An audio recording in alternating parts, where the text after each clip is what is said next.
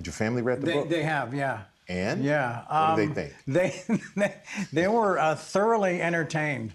And Dad was like halfway through it, and he said, he says your use of humor in your darkest moments is a gift to the reader, is how he described it. Charlie Sheen grew up on movie sets with his dad, Martin Sheen, following his older brother, Emilio Estevez, into the family business right out of high school. You want to know what's wrong? I know what's wrong. Just want to hear you say it. But he'd been keeping a secret from everyone, a stutter. People don't realize you've had a lifelong issue with stuttering. Yeah. You wrote this, not being able to say certain words or sounds was one of the main reasons I learned to drink like I did. How about that? How about that? Well, how did drinking help that? Drinking just, it just made everything, it took the, it softened the edges. It gave me just freedom of speech. It wasn't until he joined the sitcom Spin City in 2000 that he stopped hiding it. I know that must have been really hard for you. Yeah, it was. She stuck me with the check. Did that feel liberating? Did it feel good to get that off your chest? It did, yeah. Because like I write in the book, there's, when I got the first script for Spin and I was going through it and I was like, oh, that's a problem. That's gonna be a problem. I can't say that. So yeah, when in doubt, just to be, be human enough to be vulnerable and to know that it's okay to ask for help. There was also his very public lifelong battle with addiction. His family staged an intervention when he was 24 years old, followed by his first of many rehab stints in 1990. He wrote, quote, I didn't get sober for me, I got sober for them. It was only a matter of time before I'd sneak out of a side door into the alley where all things fun and familiar were lurking on standby. Why do you think you just weren't ready for sobriety at that time? It's hard to ask for help when somebody else has raised your hand for you. And so I think that was the theme of, knowing it was only a matter of time. In 1998, you had a overdose. I did. My son was admitted here yesterday as a result of a drug overdose. Your dad turns you in for violating probation.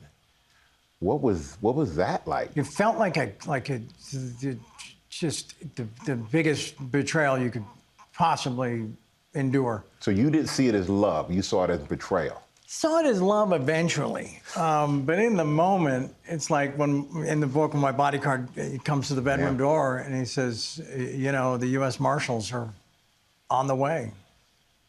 We're leaving in 5. Sheen said he was sober for several years until he began using prescription pills while starring in 2.5 Men.